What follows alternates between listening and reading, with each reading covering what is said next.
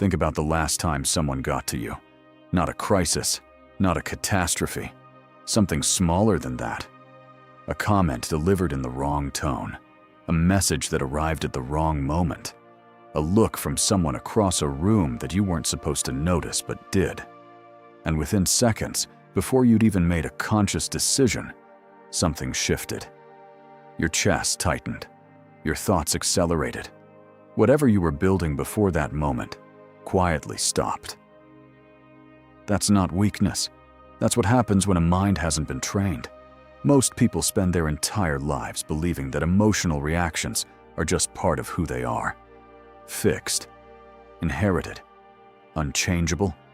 They call it being passionate, being real, being honest. But there's another word for a mind that can be moved by anyone at any moment without your permission. Unguarded. And an unguarded mind is not a free mind. It's a controlled one, controlled by whoever or whatever happens to arrive next.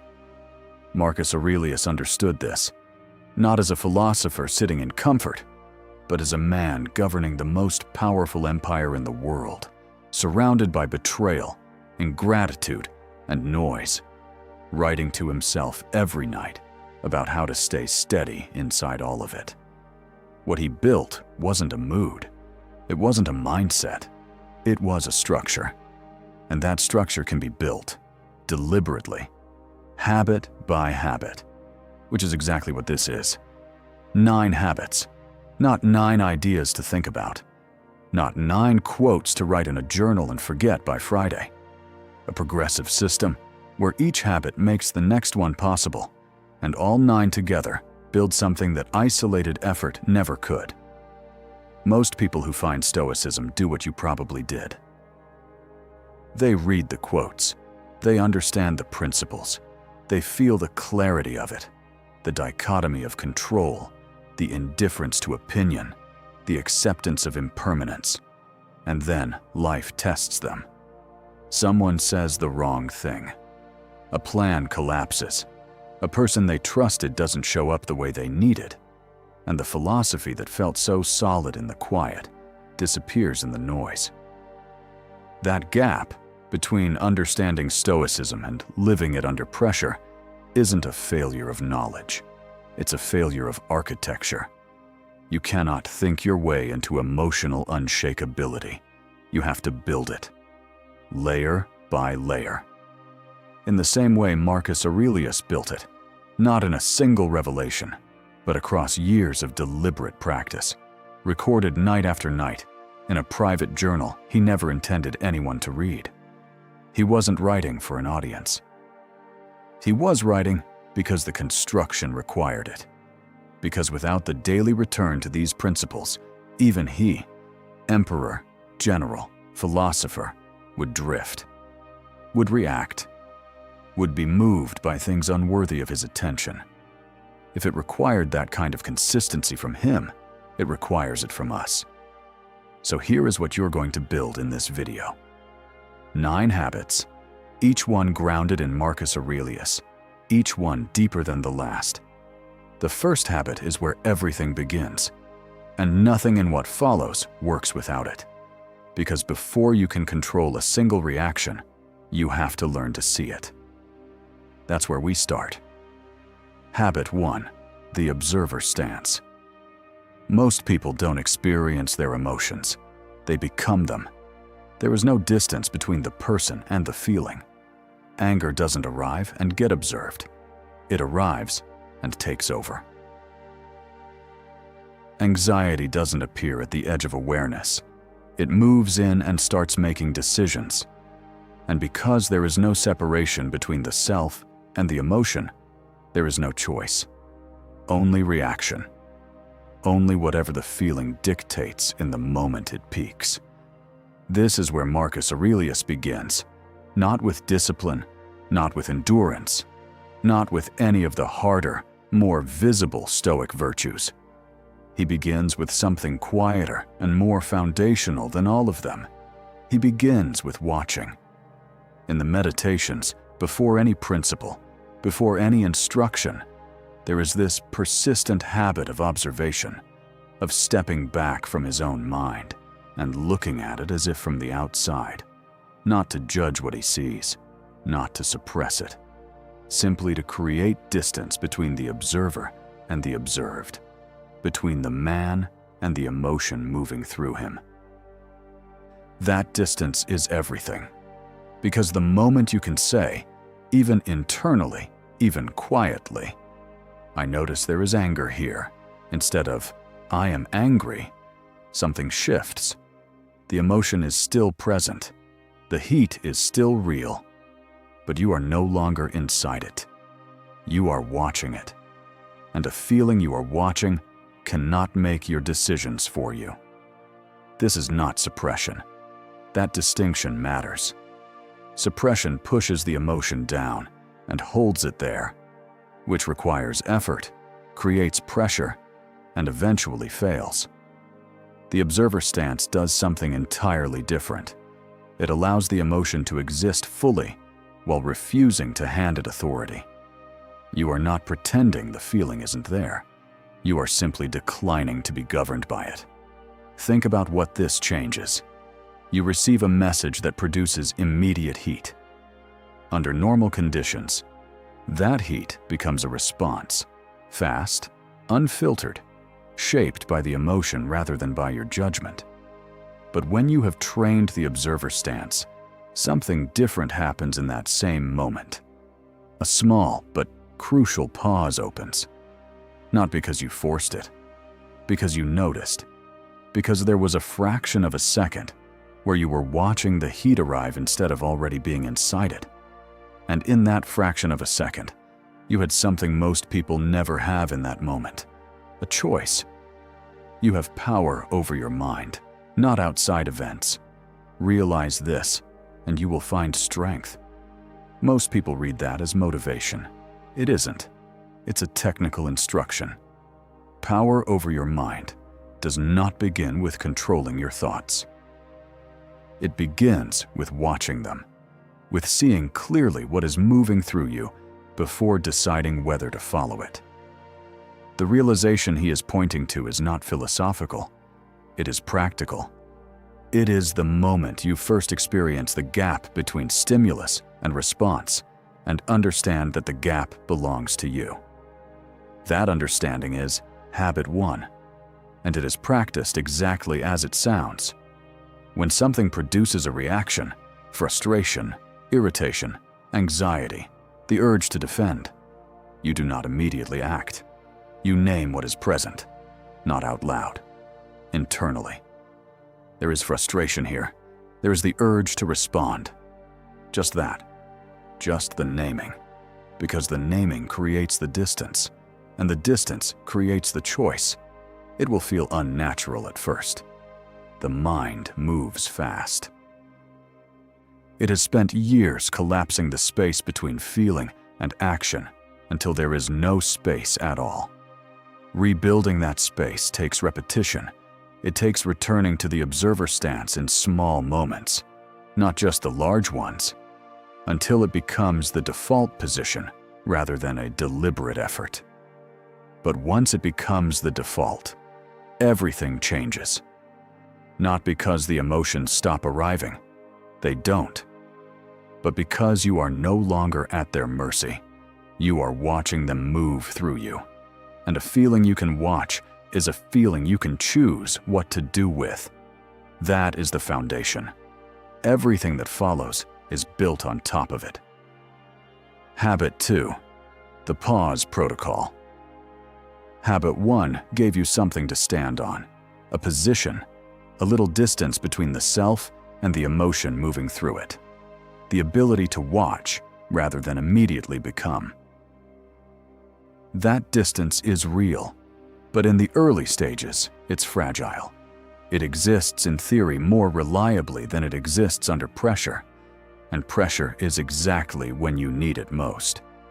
That's what habit 2 is for. If the observer stance is internal, a shift in how you relate to what you're feeling, the pause is behavioral. It is the observer stance made physical, made real in the moment. A single, concrete action that does one thing only. interrupts the automatic response long enough for choice to become possible. One breath. That's the whole protocol. Not a meditation session, not a cooling off period, not the advice to count to 10 that you've heard since childhood and never quite trusted. One breath, taken deliberately before responding to anything that produces heat. Not to plan the response, not to rehearse what you're going to say. Simply to stop the automatic sequence from completing itself. Because here is what most people don't understand about their reactions. They feel chosen. They feel like expressions of who you are. Authentic, immediate, real.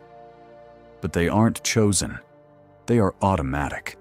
They are patterns that were built over years of repetition, running exactly as they were trained to run, producing outputs that have nothing to do with the present moment and everything to do with accumulated habit.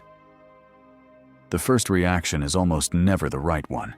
It is the voice of old conditioning, the echo of past wounds, the reflex that was useful once in a different context against a different kind of threat, running now against a completely different situation as if nothing has changed. When you respond from that place, you are not responding to what is actually in front of you. You are responding to everything that came before it. The pause interrupts that. Not permanently, not dramatically, just long enough. Long enough for the automatic sequence to lose its momentum.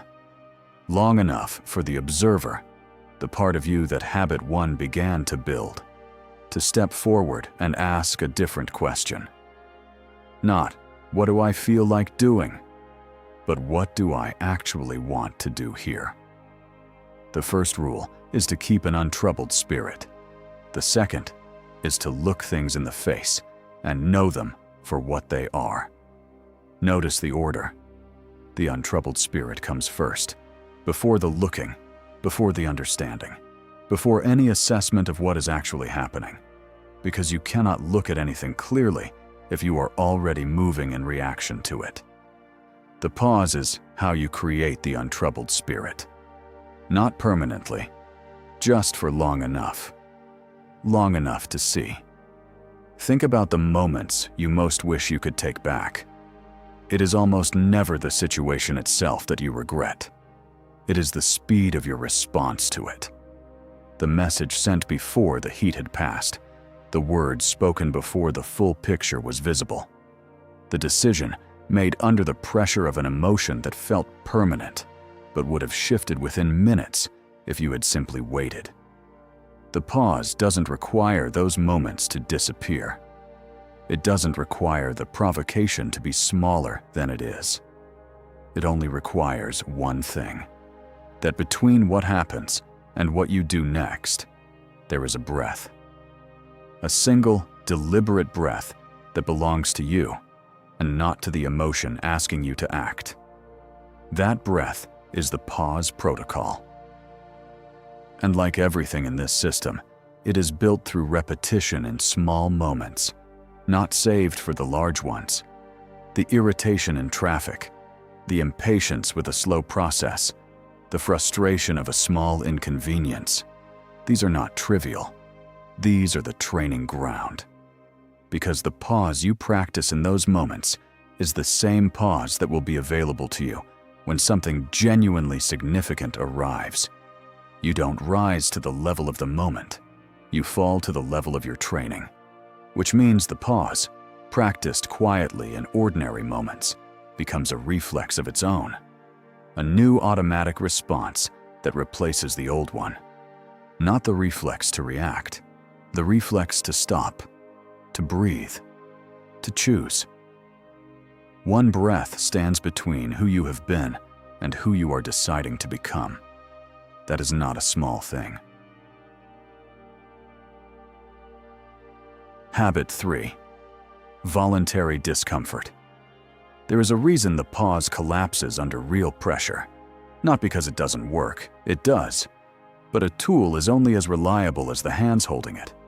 And if your nervous system has never been asked to stay steady under discomfort, if every moment of difficulty has been met with the fastest available escape, then when something genuinely large arrives, the observer's stance narrows, the pause shortens, and the old patterns rush back in to fill the space. You cannot train for the storm by only ever standing in calm weather.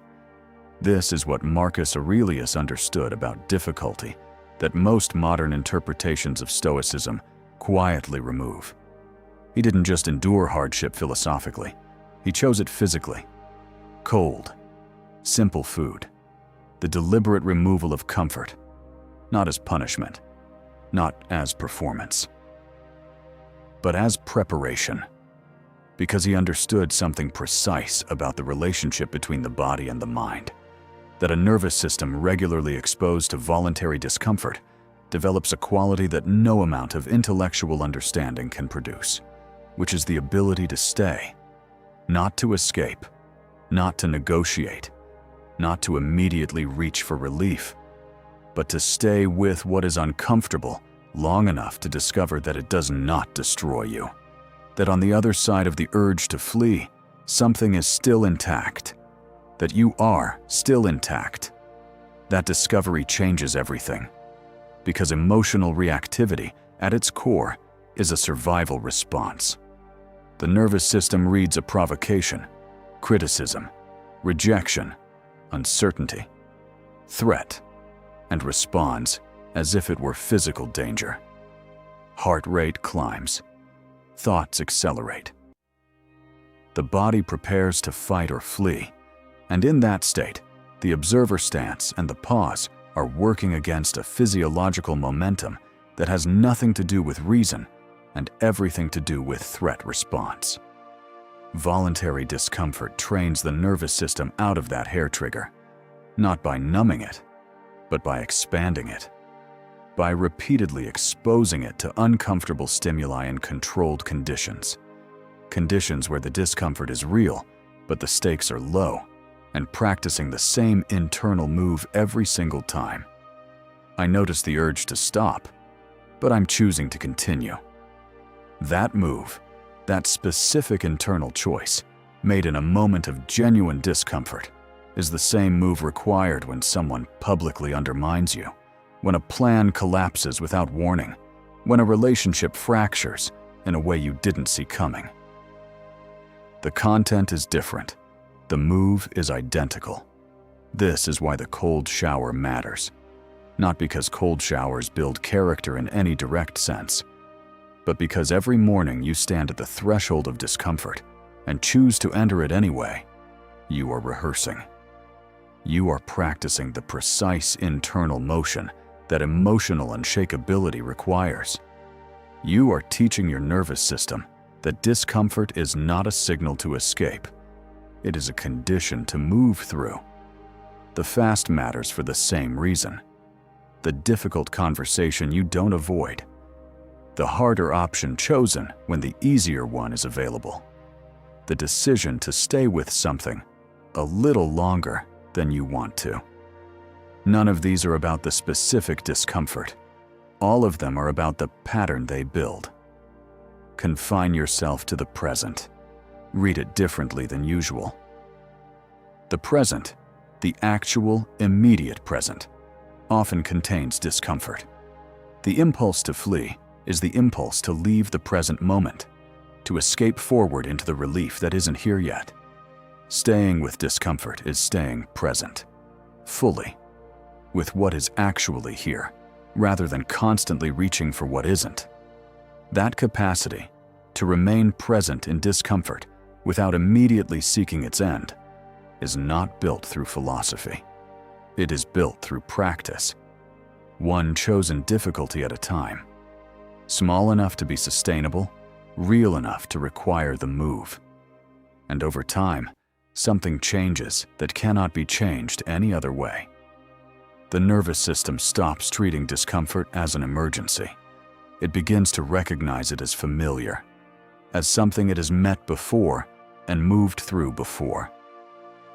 And familiar discomfort does not produce the same spike, the same narrowing, the same rush toward reaction that unfamiliar discomfort does.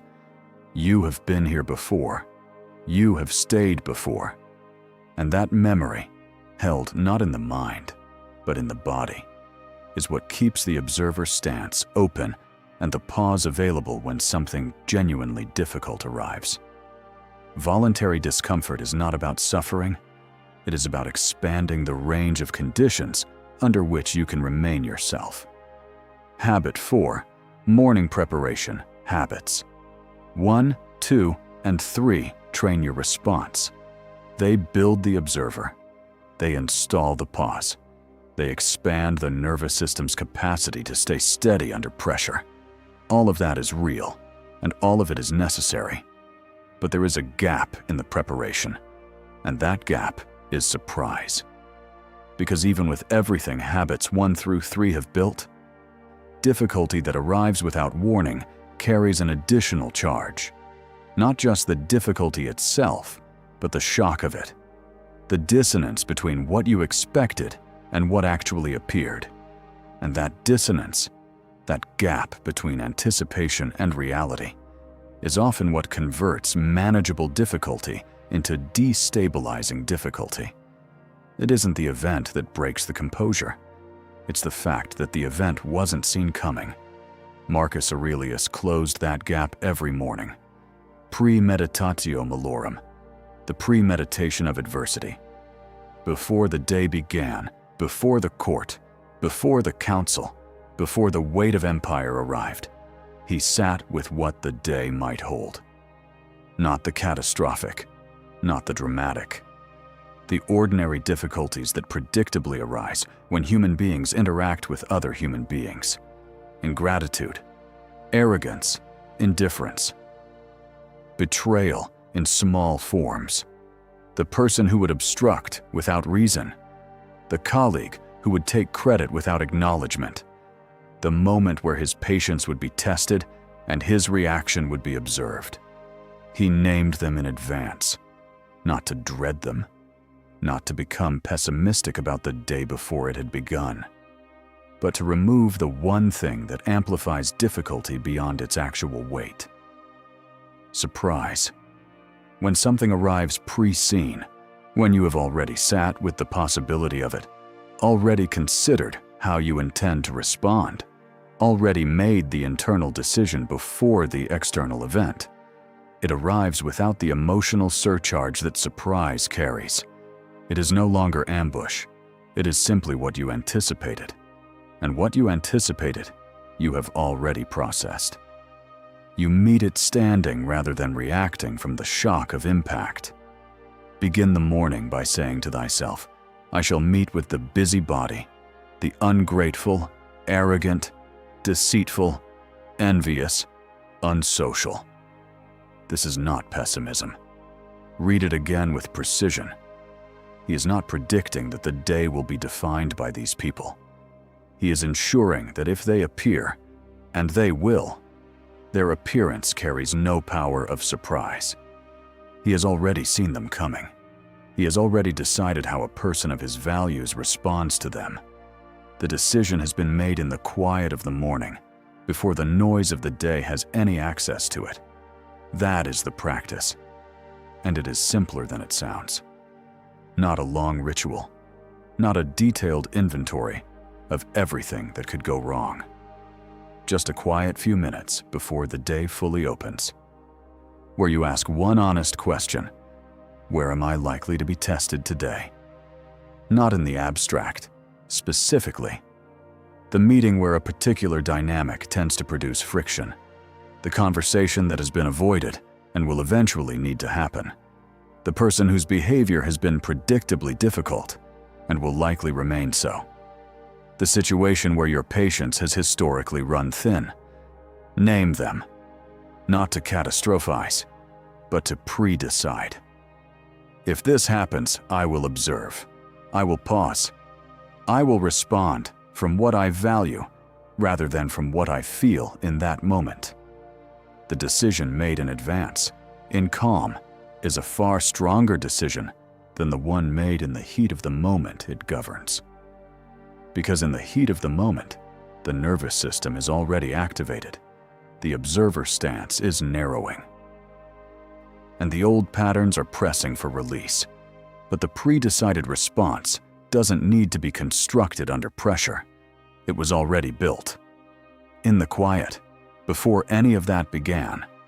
This is what separates preparation from reaction. Reaction waits for difficulty to arrive and then attempts to manage it. Preparation meets difficulty, already having decided what it is and what it deserves. One is always behind. The other is always ready. Over time, morning preparation changes something deeper than just your response to specific events. It changes your relationship with uncertainty itself. Because when you have spent enough mornings sitting with the possibility of difficulty, naming it, pre-deciding your response, releasing it, you stop needing the day to go smoothly in order to remain stable. You have already accounted for the friction. You are no longer depending on the absence of difficulty to maintain your composure. Your composure is no longer conditional. That is the shift that the first 4 habits, together, have been building toward. An observer that watches rather than becomes. A pause that interrupts rather than reacts. A nervous system expanded by voluntary discomfort. And a morning practice that removes the power of surprise before the day has any chance to use it. The foundation is in place. What comes next goes deeper. If what you're building here is making sense, if you can feel the difference between these habits and the usual advice, stay with it. Subscribe, because what comes next in this video goes deeper than preparation. It goes into the internal structure that makes emotional unshakability permanent. And if you know someone who reacts when they should respond, send this to them. Not as a message, but as a gift. Habit 5. Opinion filtering. You have built the observer. You have installed the pause. You have expanded your capacity through voluntary discomfort. You have closed the gap of surprise with morning preparation. The foundation is solid. The internal architecture is taking shape. And then someone says something. A comment delivered without much thought.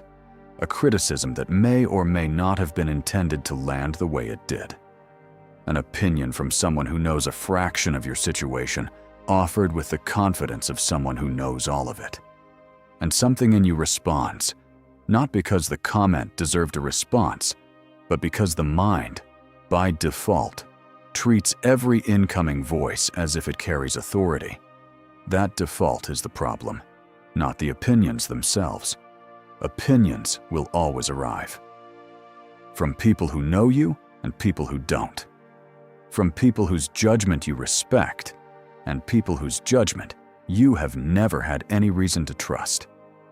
The problem is the automatic weight given to all of them equally. The reflex that treats a passing remark from a stranger with the same internal seriousness as considered feedback from someone who has earned the right to offer it. When everything is given equal weight, nothing can be filtered, and an unfiltered mind is a mind that is perpetually at the mercy of whoever spoke last. It never ceases to amaze me. We all love ourselves more than other people, but care more about their opinion than our own. Read that slowly. Because what he is pointing to is not just an irony, it is the specific contradiction that drives most emotional reactivity. You would not appoint these people to make decisions about your life. You would not go to them for guidance on what matters. And yet you hand them authority over your internal state without a second thought, simply because they spoke. That is not care. That is confusion. Opinion filtering is the habit that corrects it. Not by becoming indifferent to all feedback. That is not the goal, and it is not what the Stoics practiced. Marcus Aurelius listened. He considered. He updated his thinking when the evidence warranted it. The filter is not a wall. It is a gate, one that opens deliberately for voices that have earned entry and remains closed to those that haven't. The question that operates the gate is simple. Would I go to this person for guidance on this subject? Not. Is this person confident? Not. Is this person loud? Not. Does this opinion sting in a way that makes it feel important? Simply, would I seek this person out deliberately for their perspective on this specific thing? If the answer is no, and it is no more often than most people admit, then the opinion is received as information about the person offering it, not as information about you. Noted. Released, not suppressed. There is that distinction again, and it matters here as much as it did in Habit 1. Suppression requires effort. It means holding something down, which keeps it active beneath the surface. Release is different. Release is the recognition that something does not belong to you, does not belong in the space where your direction lives, and the simple act of not placing it there. The opinion existed. You heard it. It doesn't get a seat. This practice changes something that most people don't expect it to change. Not just how you respond to criticism, but how much mental space the noise occupies. Because the opinions you don't filter don't just affect the moment they arrive. They circulate. They return at 1 a.m. They shape the internal conversation you have with yourself for days after the original exchange is long over.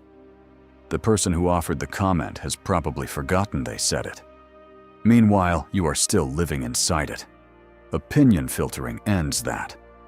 Not all at once, but progressively as the gate becomes more deliberate, as you become more practiced at asking the question before granting entry.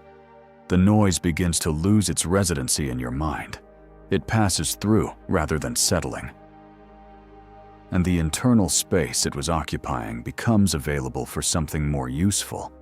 Your own voice, your own direction, your own assessment of what is actually true.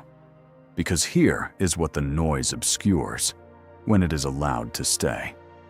You already know, more often than you admit, what is true about your situation. You already have a sense of what deserves your energy and what doesn't. What is real feedback and what is projection. What is worth taking seriously and what is worth releasing without ceremony. The noise buries that knowing under volume. Filtering the noise doesn't give you new information. It uncovers what was already there. The clarity that was always present beneath the accumulated weight of voices that were never appointed to speak on the subject. That clarity is what Habit 6 builds on. Habit 6. Process. Over-outcome habits. 1 through 5 have been building a perimeter. The observer stance creates distance between you and the emotion. The pause interrupts the automatic response. Voluntary discomfort expands the capacity to stay steady. Morning preparation removes the power of surprise. Opinion filtering closes the gate to voices that were never appointed to enter. All of it works. All of it is necessary. And none of it is enough on its own, because there is a source of instability that exists beneath all of it, deeper than any provocation, deeper than any opinion. A source that the perimeter cannot reach because it isn't coming from outside. It is coming from the structure of how you have decided your stability works. Most people, without ever consciously choosing it, have built their sense of internal stability on something external, a result, an outcome, a specific version of events arriving in a specific way at a specific time. They are steady when things are going well. They are destabilized when things are not. And that cycle, stability contingent on outcomes, composure conditional on results, runs beneath every other habit like a fault line.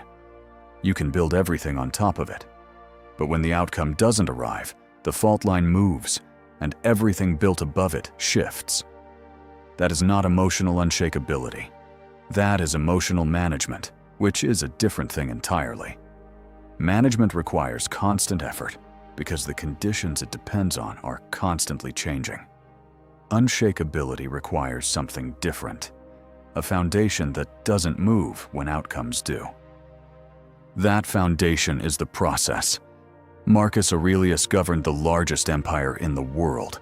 He made decisions that determined the fate of millions, and he could not control the outcome of a single one of them. Not fully, not finally.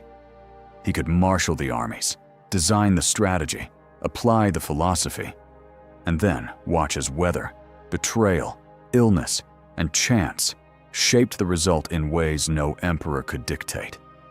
He knew this, and he built his stability accordingly, not on the outcome, which was never fully his, on the process, which always was. His effort, his attention, his consistency, his conduct within the uncertainty. The things that remained entirely within his reach, regardless of what the empire did next. Waste no more time arguing about what a good man should be. Be one. That sentence is not motivation. It is architecture. It describes a person whose stability does not depend on being recognized as good, rewarded for being good, or validated by outcomes that confirm their goodness. It depends on the doing, on the conduct itself, on the process, repeated daily, regardless of what it produces. When your stability is rooted there, in what you do rather than in what results, something fundamental changes in how difficulty lands. A setback is no longer a verdict. It is information, external information, arriving from outside the space where your stability actually lives, telling you something about conditions and circumstances, but nothing about you. Nothing about the quality of your effort, nothing about the integrity of your process, nothing that touches the foundation, because the foundation was never built on what the setback is measuring. Think about what this removes: the anxiety of waiting for a result, because the result is not where your stability lives. The devastation of a rejection, because the rejection is commenting on an outcome, and outcomes were never the point. The compulsive checking, the constant measuring, the exhausting mental arithmetic of calculating whether things are going well enough to justify feeling steady. All of it rested on the assumption that the outcome was what mattered. Remove that assumption, and the anxiety has nothing to stand on. This does not mean outcomes don't matter. They do. You pursue them. You work toward them with full effort and genuine intention. But you pursue them the way Marcus Aurelius pursued the stability of the empire, with everything you have, and without attaching your internal state to the result. Because the result will be what it is. Your conduct is what you determine. The practice is deceptively simple. After any setback, before evaluating what went wrong, before the mind begins its autopsy of the outcome, ask a different question first. Not, why didn't this work? But did I show up with intention? Did I act in alignment with what I value? Was the process what it needed to be? If the answer is yes, and you will find, more often than you expect, that it is, then the setback is external information in a system where your stability was never stored externally. It changes the conditions. It doesn't change the foundation. And if the process wasn't what it needed to be, if the honest assessment reveals drift or distraction, or a gap between your values and your conduct, then the setback is useful information about the process itself, not a verdict, a signal, something to refine, something to return to tomorrow with more alignment. Either way, you remained standing, not because the outcome was what you wanted, but because your stability was never kept there. The outer habits manage what arrives from outside. This one changes what you're standing on, and what you're standing on determines everything. Habit 7. Evening reflection.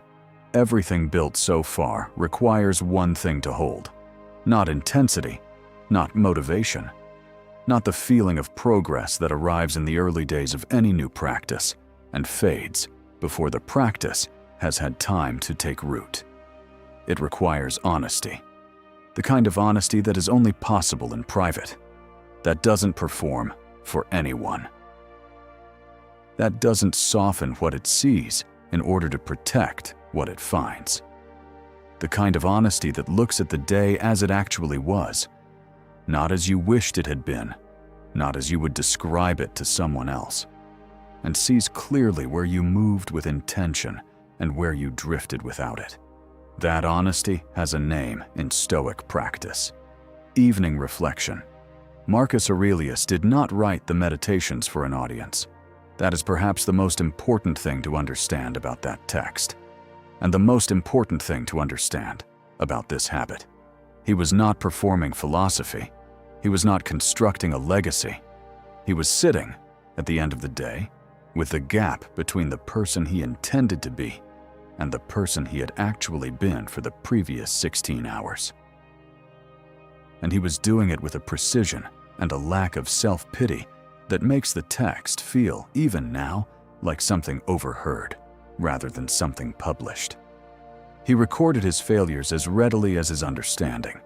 He noted where he had been impatient, where he had allowed external noise more influence than it deserved, where the observer had narrowed and the pause had not come, where the philosophy he understood perfectly in the morning had been less available to him by the afternoon.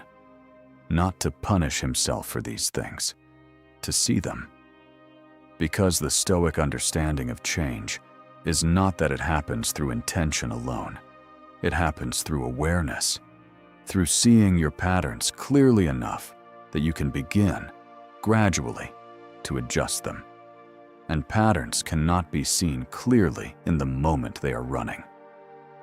They can only be seen clearly in the quiet that comes after, when the noise of the day has settled and you are alone with what actually happened. That quiet is where Habit 7 lives. The practice is not complicated. It does not require a journal, though a journal makes it more precise. It does not require long periods of time. 5 minutes of genuine honesty is worth more than an hour of self-congratulation. It requires only 3 questions, asked without the distortion of either self-criticism or self-protection. Where did I act with intention today? Where did I drift? What would I do differently, not to punish what happened, but to move with more alignment tomorrow? The first question matters as much as the second, because the reflection is not a prosecution. It is an audit, one that looks for both the evidence of the habits taking hold and the evidence of where they haven't yet. The moments where the observer worked, where the pause came, where morning preparation met the situation it had anticipated. These are worth noting, not for pride, because they show you that the system is real, that it works, that the effort is producing something, even when that something is quiet and unspectacular and invisible to everyone but you.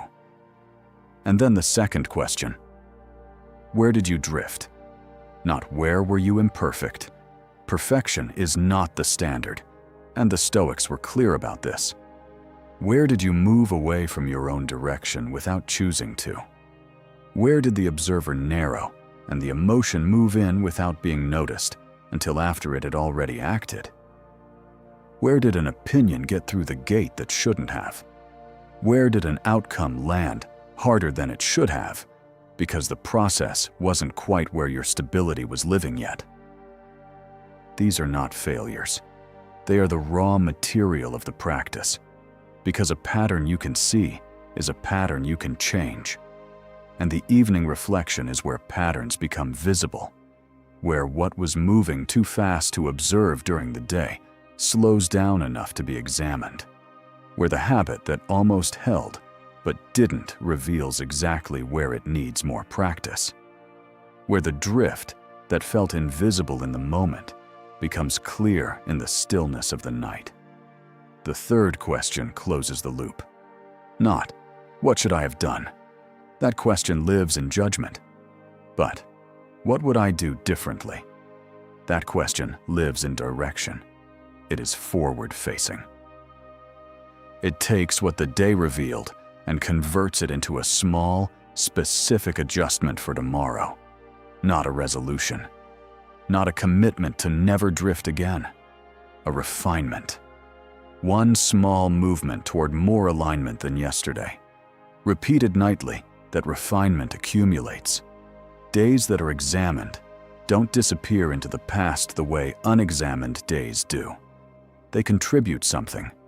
They leave behind an increased clarity about your own patterns, where you are strong, where you are still building, what conditions reliably test you, what responses are becoming more natural, and which ones are still requiring deliberate effort. That accumulation is what prevents the erosion. Because without the evening reflection, the habits built during the day have nowhere to consolidate. The observer stance, the pause, the discomfort practice, the morning preparation, the opinion filter, the process orientation, all of it remains in a state of perpetual beginning, always being started, never being deepened, never being refined by the honest examination of how it actually performed when it was needed. The reflection is what turns daily practice into permanent change. It is the difference between building something and maintaining it, between constructing a structure and ensuring that structure holds, that nothing has quietly loosened in the places you weren't watching, that the foundation remains what it was when you laid it. Marcus Aurelius returned to this every night, not because he was uncertain about the philosophy, because he understood that the philosophy, without the daily return to honesty, remains philosophy, something understood, but not yet fully lived. And fully living, it was the only thing that interested him. It is the only thing that should interest you. Habit 8. Memento mori as a daily reset. There will be moments when habits 1 through 7 are not enough. Not because they have failed, not because the system is incomplete, but because something arrives that is genuinely large. A loss, a betrayal, a collapse of something that mattered. And in those moments, the observer narrows despite the training, the pause shortens despite the practice, and the process orientation loosens its grip because what happened feels too significant to be met with equanimity. In those moments, you need something different. Not a technique, not another layer of practice, a change in altitude, a shift in perspective so complete that the thing which felt insurmountable a moment ago becomes not small exactly, but proportionate. Return to its actual size against a backdrop large enough to contain it. That shift has a name. Memento mori. Remember that you will die. Most people encounter this idea and immediately place it in the category of the morbid, a death fixation dressed in philosophical language, the kind of thing that belongs in a dimly lit room with incense and an oversized copy of Marcus Aurelius on the shelf. Something to be respected from a distance, but not actually practiced. That reading misses the point entirely. Memento mori is not a death meditation. It is a life clarifier. It is the most precise perspective tool the Stoics developed. Not because it makes you think about death, but because it makes everything else think about itself against the backdrop of what is actually finite. And when things think about themselves against that backdrop, most of them shrink to their actual size, which is, almost always, considerably smaller than they felt when they were the only thing in the frame. Marcus Aurelius used it exactly this way, not as a source of despair, as a source of proportion. He returned to it in the meditations, not when he was at peace, but when something was pressing, when the noise of empire, the weight of expectation, the accumulated provocations of a day spent managing the unmanageable were threatening to narrow his perspective to the size of whatever problem was immediately in front of him. You could leave life right now. Let that determine what you do and say and think. Read that not as a warning, as a release, because what it is releasing you from is the tyranny of the immediate. The way that whatever is happening right now expands to fill the entire frame of your attention. The comment that ruined your morning, the opinion that lodged in your mind and wouldn't leave, the outcome that didn't arrive the way you needed it to, the relationship that fractured in a way you didn't anticipate. In the moment, these things feel total. They feel like the whole of what is happening. They feel urgent in a way that demands an immediate response, but held against the fact of your death, held against the reality that your time is finite, that the days available to you are not unlimited, that the version of you sitting with this frustration will one day not exist. The question changes. Is this worth it? Not rhetorically. Genuinely. Is this comment, this opinion, this outcome, this provocation worth the finite attention of a finite life? Is this the thing you want to be spending the irreplaceable hours on? Is this what you would choose to be consumed by if you knew, with certainty, how many hours remain? The answer, almost always, is no. And that no, arrived at not through discipline or technique, but through genuine perspective, does something that no amount of internal training can fully replicate. It dissolves the urgency, not gradually, immediately. Because urgency requires the assumption that this moment is so important that it demands reaction right now.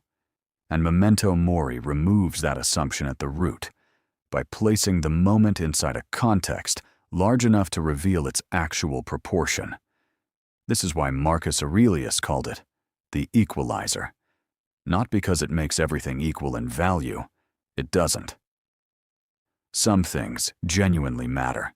Some losses are genuinely significant. Some provocations deserve a response. But memento mori ensures that your assessment of which things are, which is made from altitude, rather than from the middle of the emotion.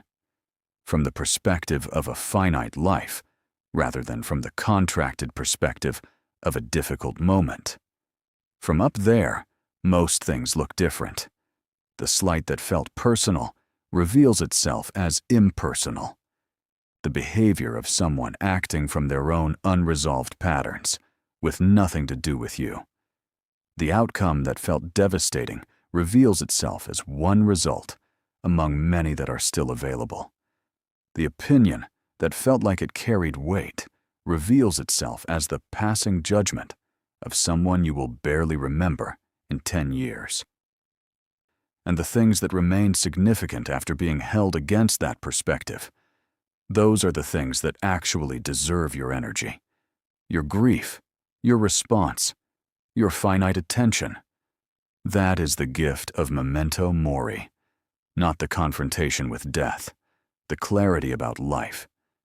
Practiced daily, not as a ritual, not as a formal meditation, but as a quiet question held in the background of your awareness. It changes the standard by which things are measured. The provocations that previously passed the threshold of your attention without examination begin to be held against a different question before they enter. Is this worth it? Most of them aren't. And knowing that, not theoretically but viscerally, in the moment the provocation arrives, is the closest thing to immunity that this system produces. Not the immunity of someone who feels nothing. The immunity of someone who has decided, clearly and in advance, what their finite life is actually for. Habit 9. The integrated self. There is a difference that most people never reach, not because they lack the knowledge, not because the philosophy is too difficult, or the habits too demanding, or the practice too slow, but because they stop one step short of the place where everything changes. They practice the habits when they remember to. They return to the observer stance when something large enough reminds them. They use the pause, the preparation, the reflection, as tools they pick up and put down depending on the conditions. And tools put down are tools that aren't there when you need them most. The difference is not in the habits themselves. It is in what the habits become when they are no longer habits, when they are simply how you are. This is what Marcus Aurelius was building across the whole of the Meditations, not a collection of techniques to be applied when life became difficult. A self, a coherent, integrated self, whose response to difficulty was no longer the product of effort, of remembering to observe, remembering to pause, remembering to filter and prepare and reflect, but the natural expression of a character that had been built deliberately, layer by layer, over years of private practice. He was not trying to act like a Stoic. He had become one.